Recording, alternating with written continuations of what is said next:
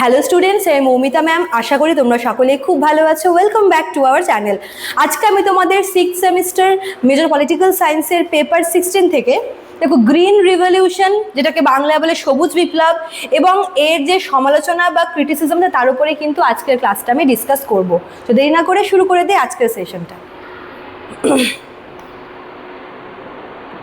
দেখো, green revolution বা সবুজ বিপ্লব এটি হচ্ছে কৃষিক্ষেত্রে উৎপাদন বাড়ানোর একটি আধুনিক পদ্ধতি। ঠিক আছে, কৃষিকে দেখো এটার সাথে আমরা হচ্ছে আমাদের ইন্ডিয়ান যে ইকোনমিক্যাল পলিসি তার একটা হচ্ছে আমরা মিল এখানে পাবো, বা তার একটা প্রভাব এখানে পাবো।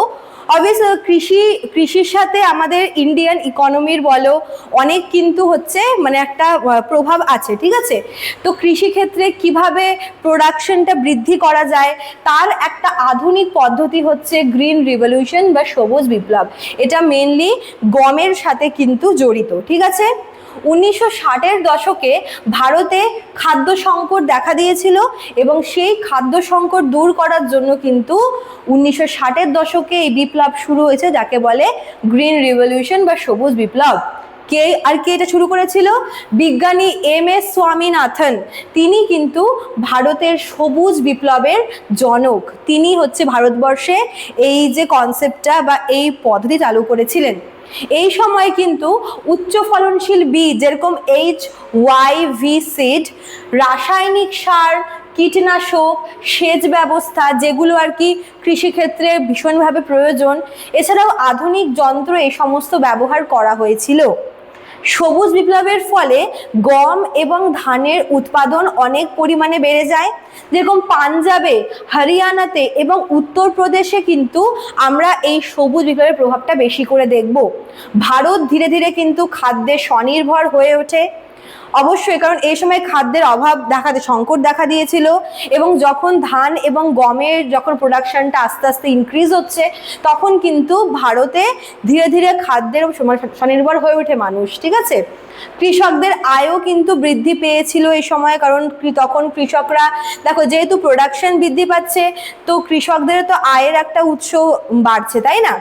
তো দেশে খাদ্য আমদানির প্রয়োজন কমে যায়। সেই সময় বাইরে থেকে খাবার মানে শস্য আমদানি করতে হতো।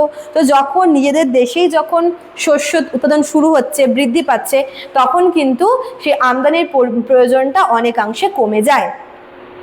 তবে সবুজ বিপ্লবের আমরা কিন্তু কিছু সমালোচনাও দেখব।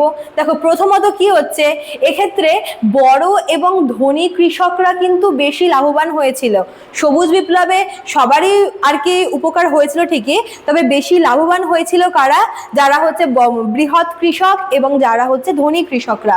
ঠিক আছে, যারা ছোট কৃষক তারা কিন্তু তেমন কোনো সুবিধা পায়নি বলা চলে।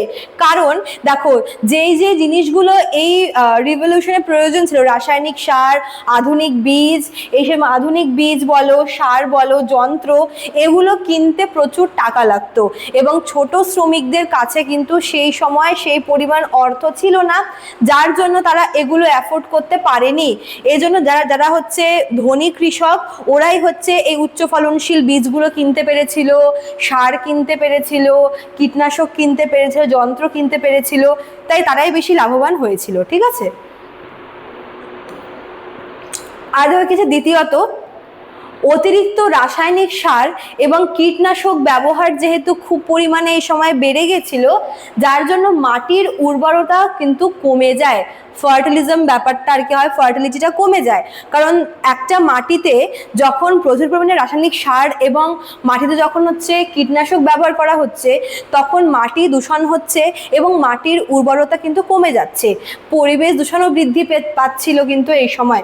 অনেক জায়গায় কি হচ্ছিল, ভূগর্ভস্থ জলের স্তর কিন্তু নেমে যায়, যেহেতু সেচ ব্যবস্থার পরিমাণ খুব বেশি বেড়ে যায়, মানে সেচের ব্যবহার বেড়ে যায়, ওই জন্য ভূগর্ভস্থ জলের লেভেলটাও কিন্তু কমে যায় এই সময়। ঠিক আছে, তৃতীয়ত কি, সবুজ বিপ্লব শুধুমাত্র কয়েকটা ফসলের উপরই বেশি গুরুত্ব দিত, যেমন গম এবং ধান, সব থেকে বেশি গমের ওপর গুরুত্ব দেওয়া হয়েছিল এই বিপ্লবে, আর হচ্ছে ধানের ওপরে, ঠিক আছে।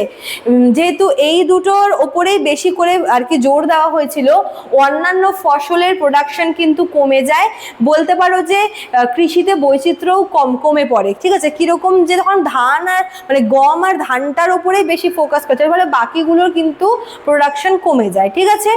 সবশেষে বলা যায় যে সবুজ বিপ্লব কিন্তু ভারতের খাদ্য উৎপাদনে বড় পরিবর্তন এনেছিল অবশ্যই, কিন্তু এর নেতিবাচক দিকও ছিল, বা সমালোচনা যেগুলো বললাম এই প্রবলেমগুলো ছিল, যে গরিব কৃষকরা লাভবান হতে পারেনি কারণ তারা অ্যাফোর্ড করতে পারেনি এত কিছু, তারপর হচ্ছে মাটির উর্বরতা কমে যায়, দেন হচ্ছে অন্যান্য ফসলগুলোর প্রোডাকশন কমে যায়, এগুলোও কিন্তু ছিল নেতিবাচক দিক, ঠিক আছে।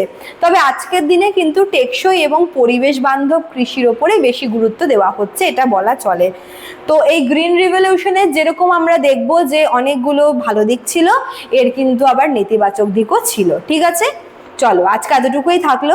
যারা ভাবছো আমাদের কাছে অ্যাডমিশন নেবে তারা আমাদের অফিসিয়াল নাম্বারে কল করে নিতে পারো, আমাদের অফিসিয়াল নাম্বার দেখো দেওয়া আছে এখানে।